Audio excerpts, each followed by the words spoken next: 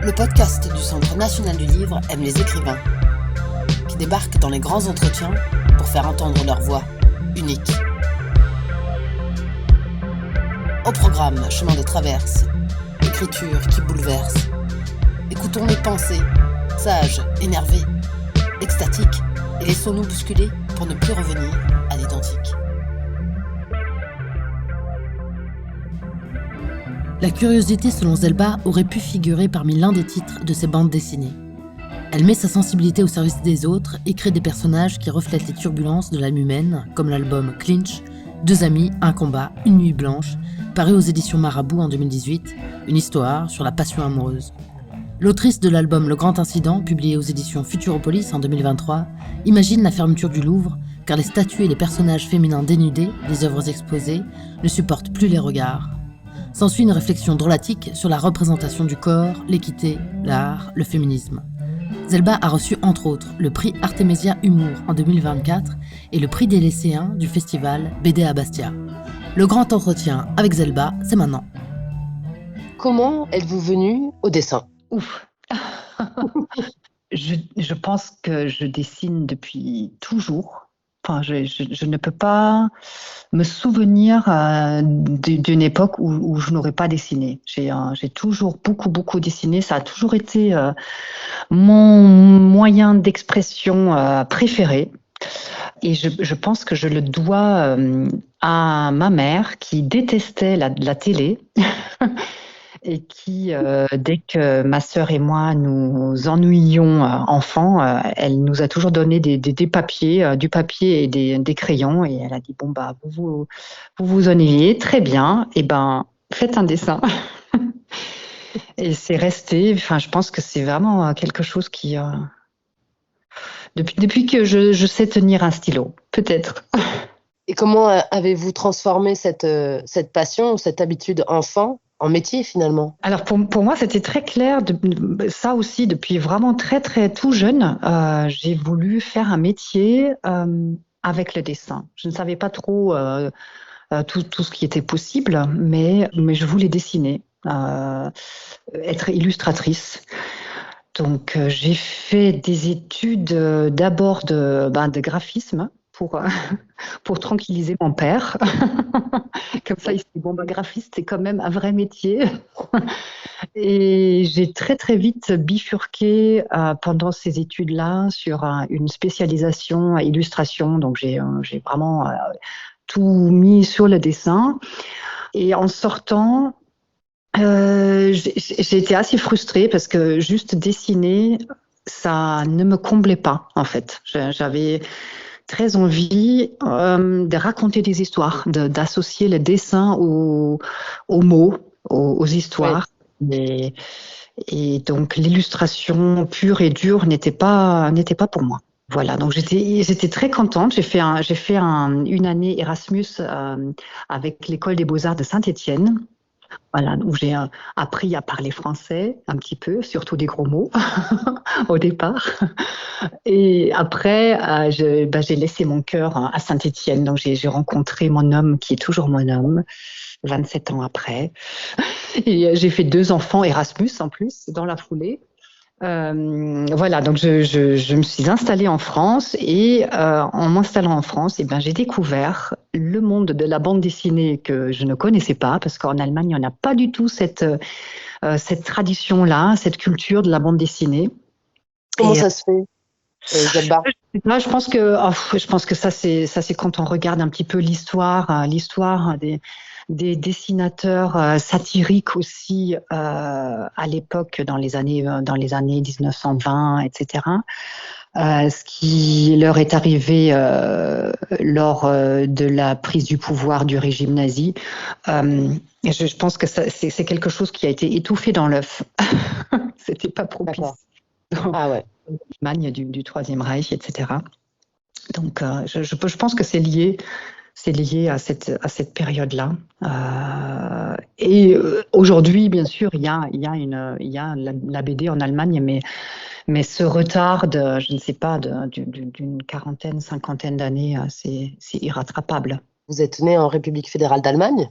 On aurait pu penser qu'après la chute du mur, il y aurait eu peut-être, je sais pas, l'émergence de courants alternatifs en BD, par exemple. Il y a des dessinateurs et dessinatrices en Allemagne. Il y a un courant BD aussi, hein, un peu roman graphique, etc. Il y a aussi aujourd'hui des éditions BD et des librairies spé BD en Allemagne.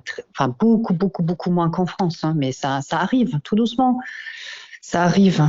Mais moi, j'ai découvert ça vraiment en France. J'ai découvert ça avec Persépolis. J'ai lu Persépolis de Marjane Satrapi et c'était vraiment une révélation pour moi. C'était une grosse claque. Je me suis dit, waouh, c'est donc, on a le droit de faire ça en BD, de raconter des histoires sérieuses aussi, pour adultes, pas forcément en couleur, pas forcément des petits albums, mais ça peut être un gros bouquin avec vraiment un contenu. Et voilà, donc j'avais tout de suite envie de faire ça. Je me suis dit, j'ai trouvé mon moyen d'expression adapté à mes besoins, en fait. Raconter des histoires avec des dessins, avec des mots, jongler entre les deux, trouver. Voilà, j'adore ce ping-pong, en fait, qui est possible dans la BD de dire des choses avec des images, avec des dessins, et d'en dire d'autres avec des mots, et que les deux se complètent. Ça crée un langage, un autre langage qui est possible qu'en BD, en fait. Vous diriez que vos albums sont plutôt autobiographiques? Même dans mes albums de fiction, parce que je fais de l'autobiographie et je fais de la fiction aussi, même dans les fictions, il y a toujours une part de moi, bien sûr, parce que forcément, c'est moi qui choisis mes thèmes. Et ce sont forcément des choses que je sors de mes tripes. Autrement, je ne pourrais pas passer 1 an et demi, voire 2 ans de ma vie sur un livre. Ce serait pas possible. Il faut que ce soit quelque chose qui m'empêche de dormir ou qui me travaille. Donc forcément, oui, il y a une part de moi dans chacun de mes livres. Bien sûr, une plus grosse part dans les livres autobiographiques comme Dans le même bateau ou Mes mauvaises filles. Je précise que vous êtes championne d'aviron. Oui, il y a fort longtemps, mais oui, j'ai été 2 fois championne d'Allemagne et 1 fois championne du monde junior en 200 barreuses. Oui, je raconte ça, pas pour raconter que j'étais championne du monde, hein, mais pour raconter cette époque de la chute du mur et de la réunification en Allemagne, parce que j'ai vécu cette histoire allemande et européenne à travers le sport, parce que j'ai rencontré mes premiers Allemands et Allemandes de l'Est à travers le sport. C'est peut-être une bonne idée de raconter ça dans un livre, parce que c'était toute une histoire aussi le passage de la fille à la femme, parce que c'était entre mes 16 et 18 ans où forcément il se passe des choses dans la vie d'une jeune femme, le premier amour aussi, la première fois, des choses voilà qu'on n'oublie plus et qui relèvent un petit peu de l'intimité universelle, comme que je peux le raconter assez facilement, parce que je pense qu'il y a beaucoup de personnes qui ont vécu des choses similaires et qui peuvent se reconnaître là-dedans. Donc l'histoire aussi, c'est une matière fertile pour vous? Je pense que ça influe quand même beaucoup sur tout ce qu'on fait. Enfin, la période dans laquelle on vit, on traverse des choses qui sont fortement influencées par la politique, par ce qui se passe dans la société. Et d'ailleurs, je pense à mon dernier livre, Le Grand Incident, chez Futuropolis et en coédition avec les éditions du Louvre. Là, je parle de l'histoire de l'art aussi. C'est l'histoire de l'art, mais toujours en lien avec notre société d'aujourd'hui, parce que les éditions Futuropolis, ils ont cette collection Louvre en coédition avec le Louvre, et c'est une invitation à une carte blanche qui est faite à des auteurs et des autrices, très peu d'autrices par rapport aux auteurs, ceci dit. Et quand j'ai eu cette belle invitation-là, Et je me suis penchée un petit peu sur la collection. J'ai vu qu'il y avait pratiquement que des mecs, en fait, qui ont publié là-dedans, qui ont été invités là-dedans. Donc, je me suis dit, tiens, c'est quand même marrant. Enfin, marrant, façon de parler. Et j'ai regardé un petit peu l'histoire du Louvre aussi, et j'ai vu que, en 230 ans d'histoire de ce grand musée, le plus grand musée du monde, il n'y a jamais eu de présidente directrice à la tête du Louvre. Maintenant c'est le cas, mais quand j'ai commencé à travailler sur le livre, c'était toujours des hommes aussi à la tête du Louvre. Et je me suis dit c'est marrant, il y a peut-être quelque chose, il y a peut-être un lien à tisser entre la place des femmes dans le secteur culturel aussi, qu'il y a encore des choses à faire aujourd'hui.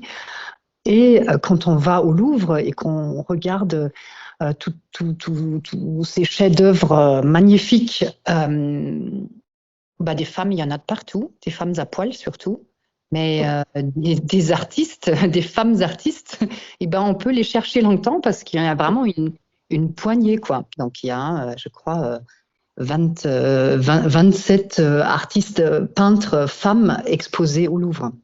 Les milliers et milliers de toiles qui sont exposées, on se dit c'est quand même ballot.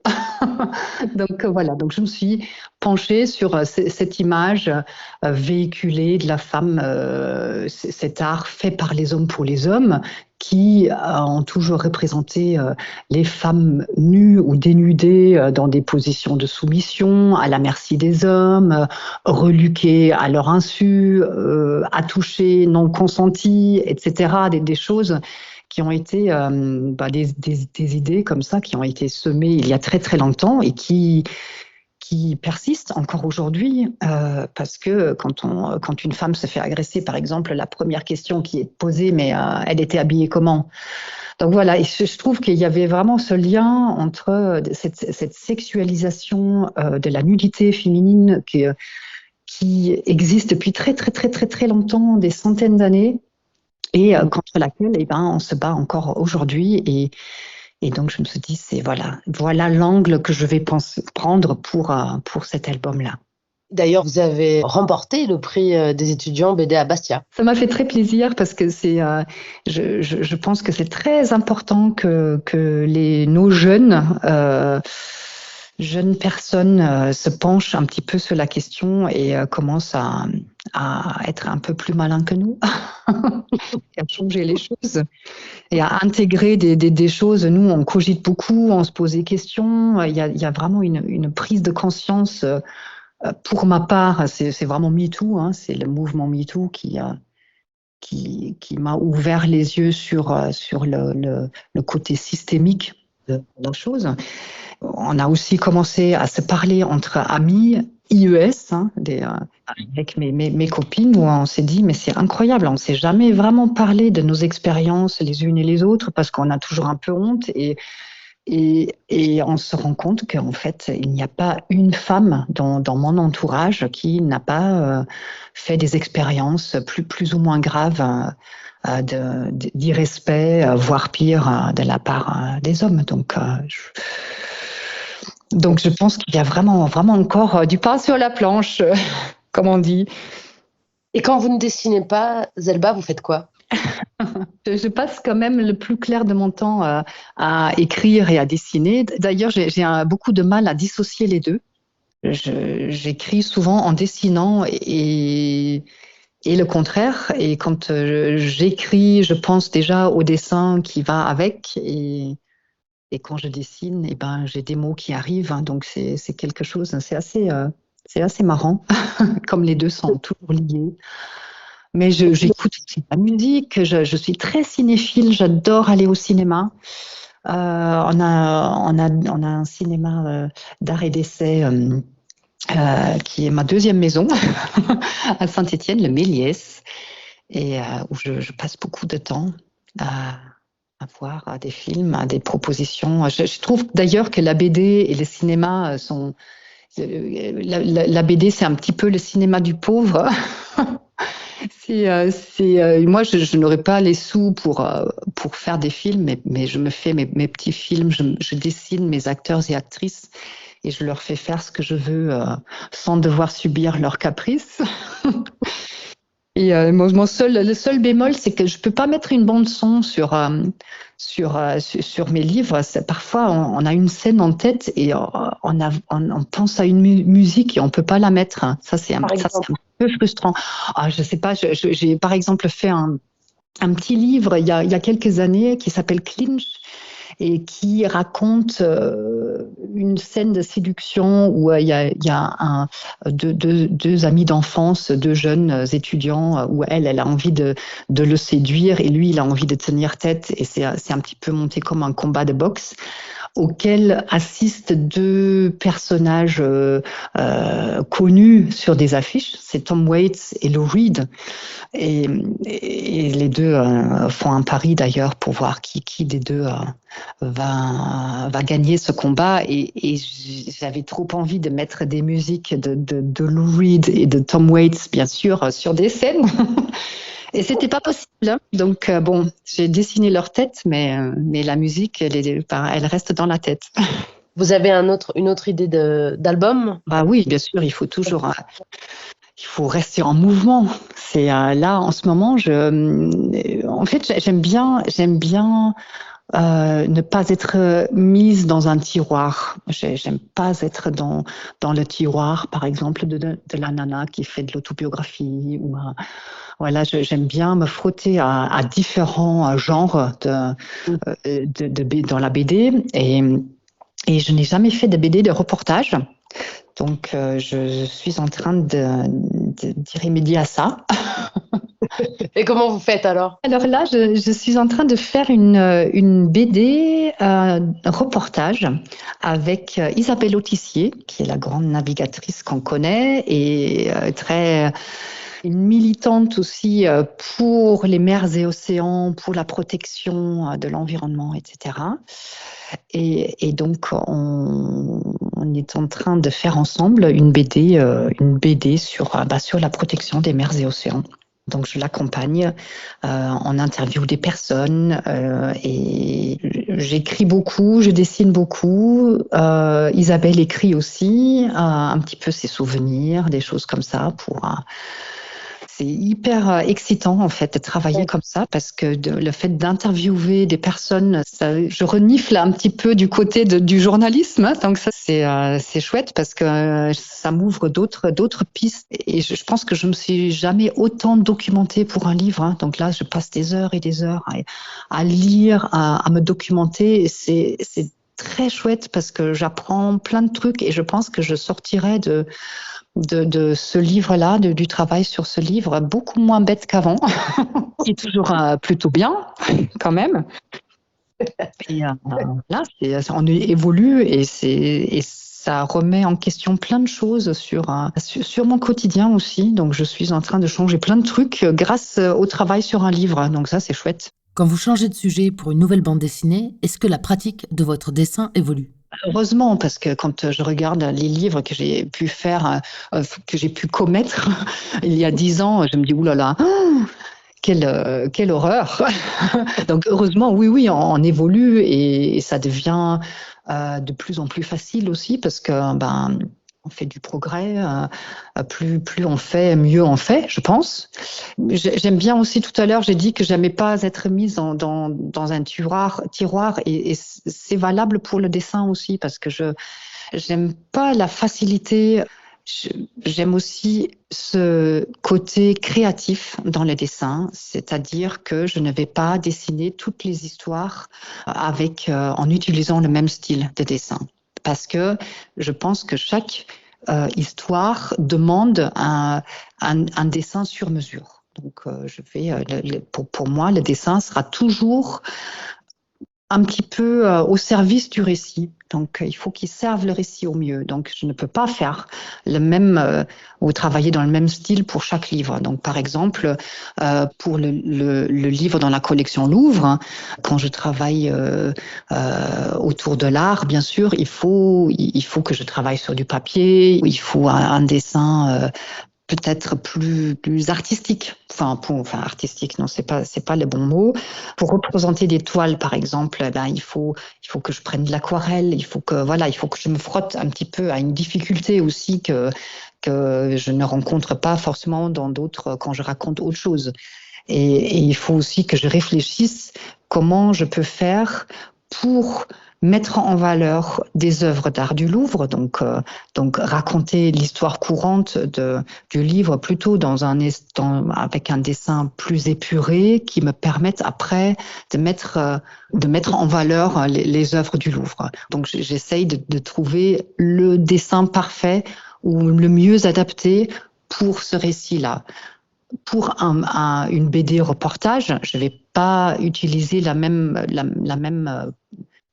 technique de dessin. Là, je vais peut-être plutôt travailler sur tablette graphique ou sur l'iPad parce que il faut que je puisse croquer des choses en voyage ou il faut que je puisse faire ça plus spontanément, ou je vais devoir utiliser des photos, etc.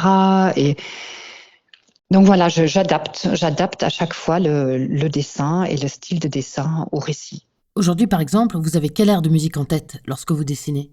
Là, en ce moment, j'écoute plutôt des musiques sans paroles parce que comme j'écris en même temps que je dessine, dès qu'il y a des paroles, je les écoute.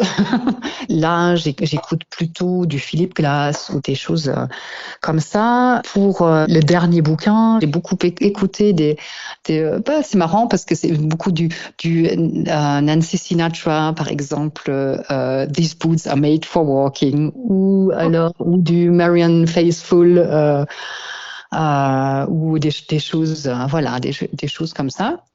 Toujours autant Tom Waits, ça reste quand même un de mes chouchous. Voilà. Zelba a reçu une aide du CNL en 2020 pour son album Mes mauvaises filles, paru chez Futuropolis, qui raconte comment, avec sa sœur, elles ont soutenu le choix de fin de vie de leur mère.